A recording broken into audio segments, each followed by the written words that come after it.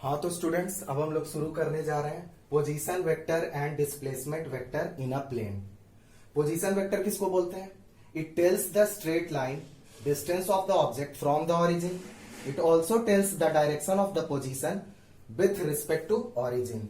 और आपका जो डिस्प्लेसमेंट वेक्टर होता है, it tells how much and in which direction an object has change its position in a given interval of time.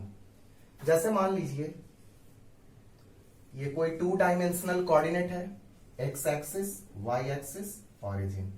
मान लेते हैं कोई भी एक पॉइंट ए है, ए का कोऑर्डिनेट मान लेते हैं x1 y1। ये पॉइंट ए से मूव करके बी पे आया है और बी पे आपका कोऑर्डिनेट हो गया x2 y2।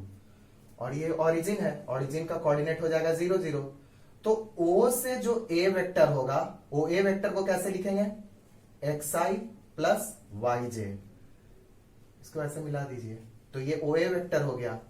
OB वेक्टर जो होगा वो हो जाएगा आपका, ये सॉरी x1 y1 था, ये हो जाएगा x2y प्लस y2j। तो OA और OB वेक्टर जो होगा वो आपका पोजीशन वेक्टर कहलाएगा। फिर से बोल रहे हैं, OA वेक्टर जो होगा आपका x1i प्लस y1j, और ये A पॉइंट से B पे मूव किया है, B का कोऑर्डिनेट x2 y2 है, तो OB वेक्टर जो आपका होगा x2y प्लस y2j। ये दोनों आपका क्या कहलाएगा? Position vector. और जब A से B जो शॉर्टेस्ट डिस्टेंस होगा, ये पाथ AB, ये आपका कहला जाएगा डिस्प्लेसमेंट वेक्टर। डिस्प्लेसमेंट वेक्टर को कैसे डिफाइन करेंगे? It tells how much and in which direction. How much, this is the distance, displacement, and in which direction. Direction is A to B and it has changed its position in a given interval of time. तो AB vector को आप जब लिखेंगे तो A से B आप जब गए हैं, A से B गए हैं, तो ध्यान दीजिए कितना A पड़ गए, तो आप पहले x1 डिस्टेंस गए, तो ये आपका हो जाएगा A का कोऑर्डिनेट, A से जैसे ही B जाएंगे तो आपका हो जाएगा x2 minus x1i plus y2 minus y1j। ये आपका ए बी वेक्टर होगा, जिसको कि डिस्प्लेसमेंट वेक्टर बोलते हैं। इसको नोट कर लीजिए।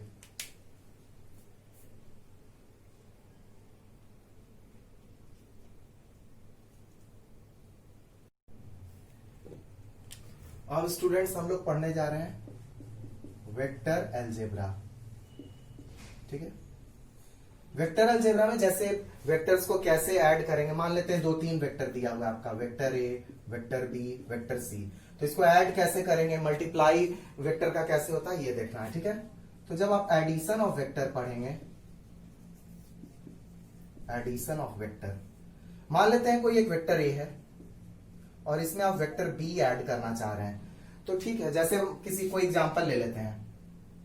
मान लेते हैं कोई एक फोर्स है F1, ये 3 न्यूटन है।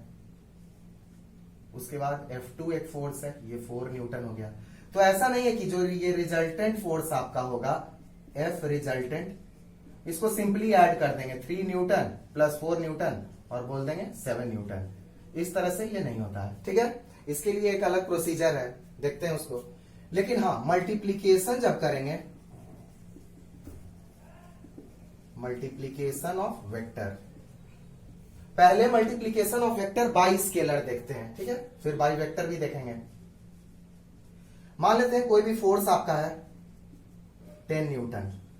अब हम कह रहे हैं 3 times of that given force. 3 times of that given force means F 3 multiplied by F, ये आपका हो जाएगा सिंपली 30 न्यूटन। तो मल्टीप्लीकेशन में कोई प्रॉब्लम नहीं है, जैसे है आप मल्टीप्लाई कर दीजिएगा उतना टाइम्स हो जाएगा। मैं मान लीजिए कोई एक वेक्टर ए है, वेक्टर ए में n टाइम्स आप मल्टीप्लाई कीजिएगा तो ये n ए होगा, इसको ऐसा ही लिखते हैं। लेकिन हाँ, एडिशन का थोड़ा रूल अलग हो जाता है।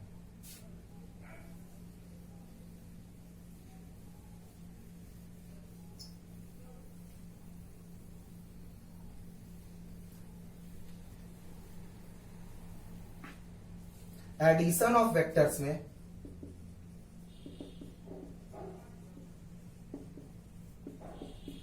हम लोग सबसे पहले पढ़ेंगे triangle of vector addition. Triangle law of vector addition. ठीक है, जैसे मान लेते हैं कोई एक वेक्टर ए है, ठीक है, और ये एक वेक्टर बी है। तो ट्रायंगल ऑफ वेक्टर एडिशन में जब ये आप कोई भी तीसरा वेक्टर निकालिएगा सी, तो इसको लिखने का तरीका होता है वेक्टर ए से पहले सी जाइए इक्वल्स टू वेक्टर बी, और ये मान लेते हैं कुछ थीटा एंगल पे इंक्लाइंड है, तो इसको इस तरह से लिखा जाता है। इसका मैग्नीट्यूड वगैरह भी एनालिटिकल मेथड से देख लेते हैं। जैसे मान लीजिए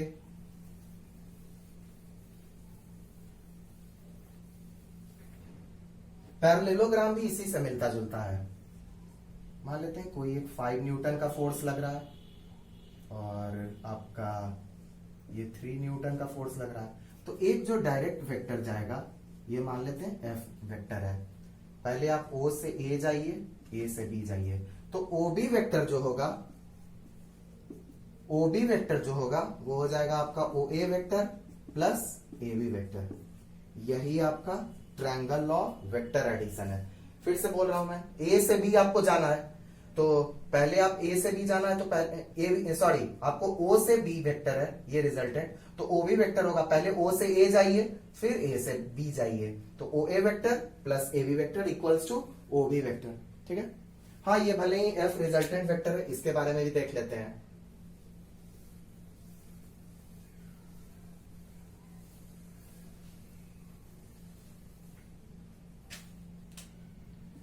to find resultant vector between two given vectors inclined at a certain angle। जैसे मान लीजिए कोई ये वेक्टर ए है और ये आपका वेक्टर बी है, इसके बीच का ये पूरा एंगल थीटा है और हमको रिजल्टेंट वेक्टर निकालना है।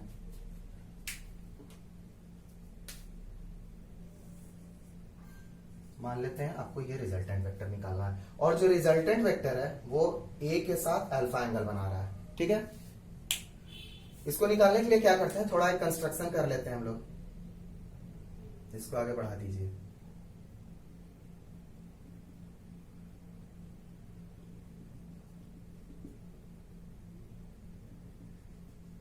ठीक है, इसको भी आगे बढ़ाते हैं और ये जो आपका आर वेक्टर होगा ये आपका आर वेक्टर है। ठीक है, हाँ तो ध्यान देते हैं, अब ये वेक्टर बी है तो ये दोनों लाइन आपका पैरेलल ड्रॉ किए हैं, तो ये भी आपका वेक्टर बी हो जाएगा और ये दोनों लाइन पैरेलल है तो करस्पॉन्डिंग एंगल से आपका ये भी थीटा एंगल हो जाएगा। ठीक, यहां से परपेंडिकुलर ड्रॉप कर देते हैं, ये पॉइंट को मान लेते हैं पी क्यू आर।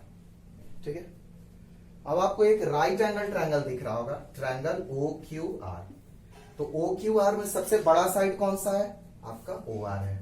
तो पाइथागोरस थ्योरम अप्लाई करके हम लिख सकते हैं O R square equals to O Q square plus Q R square. Okay, then we will write O R square equals to, और ओ क्यू को हम लिख सकते हैं OP plus P Q, OP plus P Q whole square plus Q R square. ठीक है,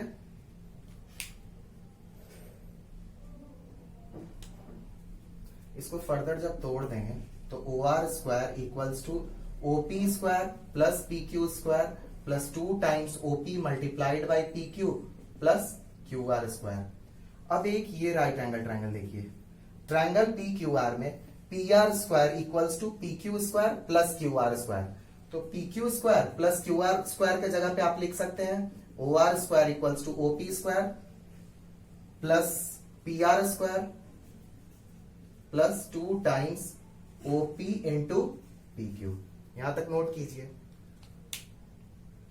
और जो आपका ओ आर स्क्वायर है, ओ आर एक आपका वेक्टर आर है, तो इसको लिख सकते हैं vector R whole square equals to OP vector is A, vector A whole square plus Q R P R, तो जो आपका पी आर है वो बी वेक्टर है, B square plus 2 times OP, OP is vector A into P Q.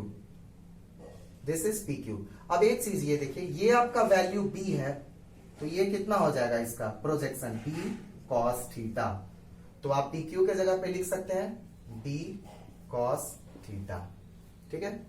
तो उसके बाद हम लिख सकते हैं resultant vector equals to under root vector A whole square plus vector B whole square plus 2 times vector A vector B and cos of angle between them. तो ये आपका रिजल्टेंट वेक्टर निकल जाएगा दो वेक्टर के बीच में, ठीक है।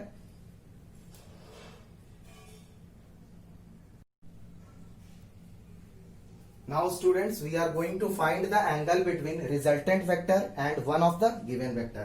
मान लेते हैं ये आपका रिजल्टेंट वेक्टर है और कोई भी एक वेक्टर ए है। रिजल्टेंट वेक्टर और ए के बीच एंगल कितना है अल्फा, तो ये एंगल आपको फाइंड करना है।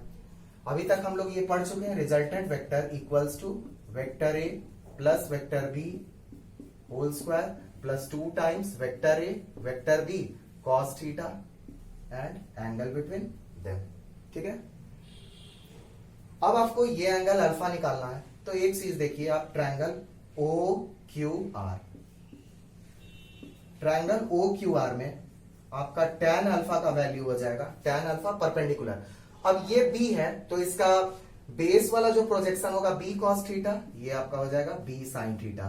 तो tan अल्फा का वैल्यू हम लिख सकते हैं, this one is the perpendicular value b sin theta divided by this one OQ, and OQ equals to OP plus PQ which is a plus b cos theta, a plus b cos theta। आगे ये भी आप लोगों को tan inverse ऐसे करके लिखा जाता है b sin theta divided by a plus b cos theta.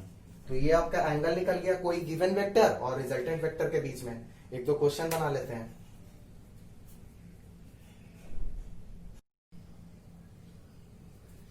एक क्वेश्चन है, two forces 20 newton and 5 newton, they are acting at an angle of 120 degree between them, find the resultant force in magnitude and direction. मान लीजिए ये आपका force F1 है, F1 आपका दिया हुआ है 20 न्यूटन, F2 ये आपका 5 न्यूटन है और दोनों के बीच कुछ एंगल दिया हुआ है थीटा 120 डिग्री।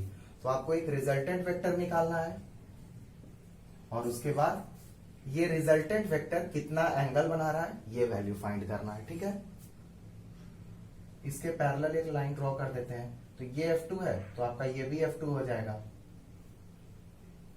और ये वैल्यू जो होगा वो हो जाएगा F2 cos थीटा, ये वैल्यू आपका हो जाएगा F2 sin थीटा। बनाते हैं, F1 equals to 20 newton, F2 equals to 5 Newton. Then resultant vector, this is F1 square plus F2 square plus 2 times F1 F2 cos theta. Now put the value of given forces. F1 is 20 Newton, 20 whole square plus 5 square plus 2 times 20 into 5 into cos 120 degree. Now tell me the value of cos 120 degree. This can be written as cos 180 minus 60. And the angle lies in second quadrant. We know that in second quadrant value of cos is negative. This will be minus cos 60 minus 1 by 2. So put the value minus 1 by 2. This is 400 plus 25 minus 100, 325 Newton. Okay. So this is the resultant vector. Now we have to find angle alpha. Then tan alpha equals to perpendicular F2 sin theta. F2 is 5 sin 120 degree divided by this value is F1 20 plus 5 cos 120 degree.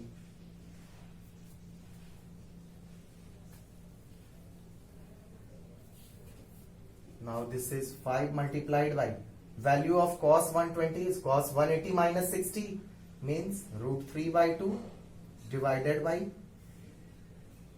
20 plus 5 times cos 120 is I think 1 by 2 minus 1 by 2.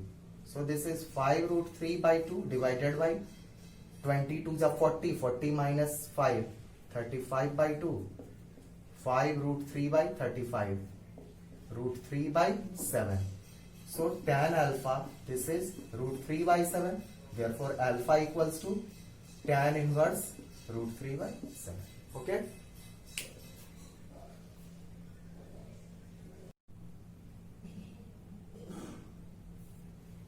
Now students, there is a question. Two forces whose magnitude are in the ratio 3:5 and it gives a resultant of 28 Newton and the angle of inclination between them is 60 degree. Find the magnitude of each force. Okay.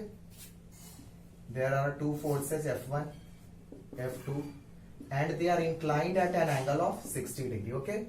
And the resultant force and the magnitude of resultant force is 28 Newton. We have to find the magnitude of F1 and F2. Okay. Now students, it is given that these forces are in the ratio 3:5. It means let F1 equals to 3x Newton and F2 equals to 5x Newton. Okay. Now resultant vector, this is equals to root under F1 square plus F2 square plus 2 F1 F2 cos theta. And the magnitude of resultant vector is 28. F1 3x whole square plus 5x whole square plus 2 times 3x into 5x multiplied by cos 60 degree. And we know that the value of cos 60 degree is 1 by 2. So put the value 1 by 2. 28 equals to 9x square plus 25x square plus 15x square. Okay.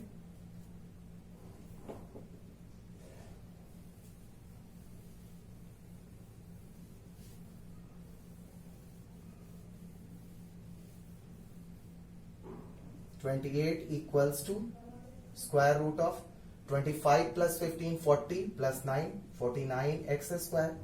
Squaring both sides we get 28 whole square equals to 49x square.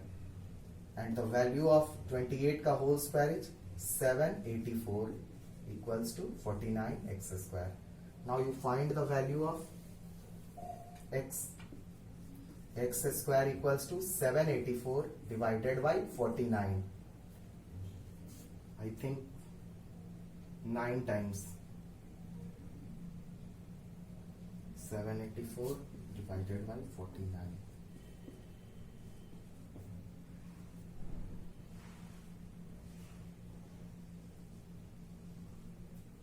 16 times. So the value of x is 4. So F1 is 4 3s are 12 Newton and F2 is 5 4s are 20 Newton respectively. Okay, note down.